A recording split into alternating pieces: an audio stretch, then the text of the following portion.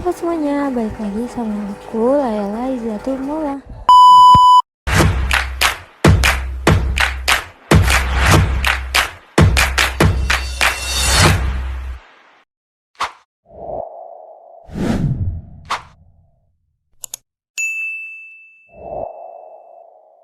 semuanya, jadi kita langsung saja masuk ke dalam materinya. Materi kali ini adalah tentang implementasi kinerja manajemen sumber daya manusia.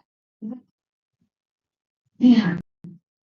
Nah, yang pertama yang akan kita bahas adalah tentang kinerja. Jadi di sini ada dua pengertian kinerja menurut para ahli. Yang pertama itu menurut Bernardi tahun 2001, kinerja merupakan catatan hasil yang diproduksi atau dihasilkan atas fungsi atau aktivitas selama periode waktu tertentu. Kinerja juga sebagai hasil, bukan karakter, sifat, dan perilaku. Sedangkan menurut Richard 2003, kinerja ini sebagai hasil juga terkait dengan produktivitas dan efektivitas. Produktivitas merupakan hubungan antara jumlah barang dan jasa yang dihasilkan dengan jumlah tenaga kerja, modal, dan sumber daya yang digunakan dalam produksi itu. Lanjut di sini ada tingkatan kinerja.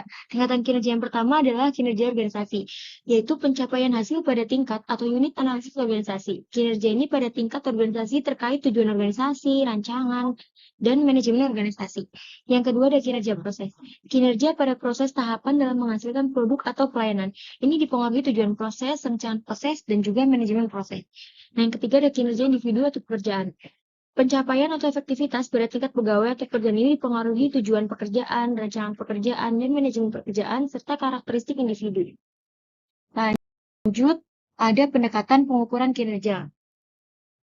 Yang pertama itu ada pendekatan ukuran standar kinerja dalam melakukan pengukuran. Yang pertama itu ada personality traits, yang kedua ada pendekatan perilaku, dan yang ketiga ada pendekatan hasil. Ukuran personality ini termasuk kepemimpinan, inisiatif, dan sikap. Pendekatan perilaku itu seperti umpan balik, kemampuan presentasi respons terhadap komplain pelanggan. Nah, pendekatan hasil itu mengukur kemampuan produksi, menyelesaikan produk sesuai jadwal, peningkatan produksi atau jualan. Yang kedua ada aspek pengukuran kinerja, yaitu produktivitas, kualitas, ketepatan waktu, putaran waktu, penggunaan sumber daya, dan biaya. Nah, yang ketiga ada jenis ukuran kinerja. Jenis ukuran kinerja ini mengukur tentang ukuran uang, ukuran upaya, ukuran reaksi, dan waktu. Ukuran uang ini adalah seperti pendapatan, pengeluaran, dan pengembalian. Ukuran upaya itu seperti capaian sasaran, penyelesaian proyek, tingkat pelayanan, dan kemampuan mempengaruhi.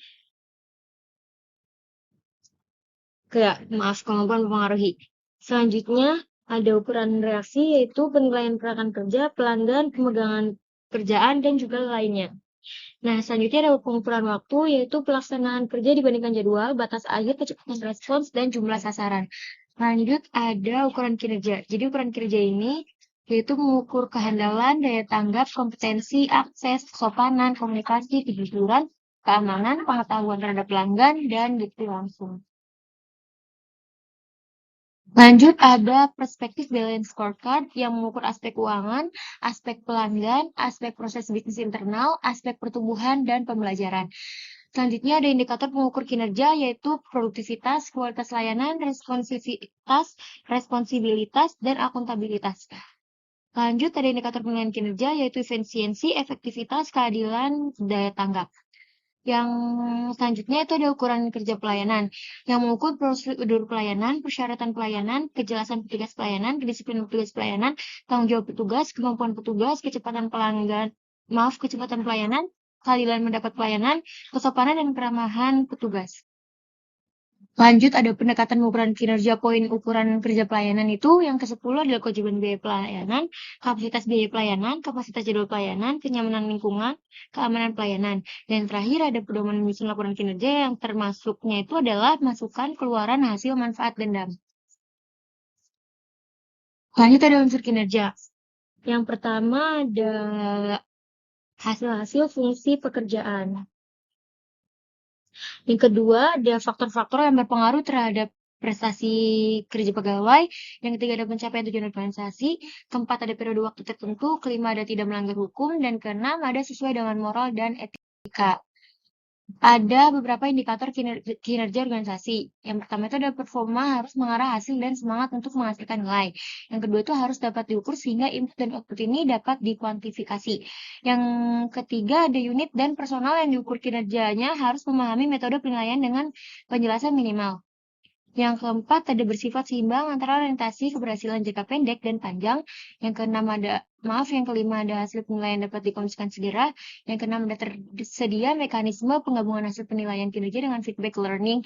Dan yang terakhir ada terhubung objektif dengan kebijakan insentif dan kebijakan pegawai. Selanjutnya ada faktor peningkatan kinerja. Ada faktor pendorong dan faktor penghambat. Faktor pendorongnya itu yaitu yang pertama ada audit modal intelektual bertujuan memonitor dan mengatur modal intelektual perusahaan. Yang kedua ada audit modal intelektual memerlukan tim yang terdiri atas ahli strategi organisasi, keuangan, SDM, analisis pengetahuan, properti intelektual, dan pemasaran. Ada juga faktor penghambat kinerja. Yang pertama ada masalah yang melekat dalam sistem pengukuran manajemen pengetahuan itu sendiri. Yang kedua ada sulit mengidentifikasikan hubungan langsung antara inisiatif manajemen. Yang ketiga ada manajemen biasanya meminta indikator kasat mata seperti dampak terhadap performasi keuangan dan operasional lainnya. Yang keempat ada semakin beragam dan kompleksnya stakeholder atau pihak berkepentingan terhadap eksistensi perusahaan. Itu saja materi kali ini. Terima kasih sudah menonton.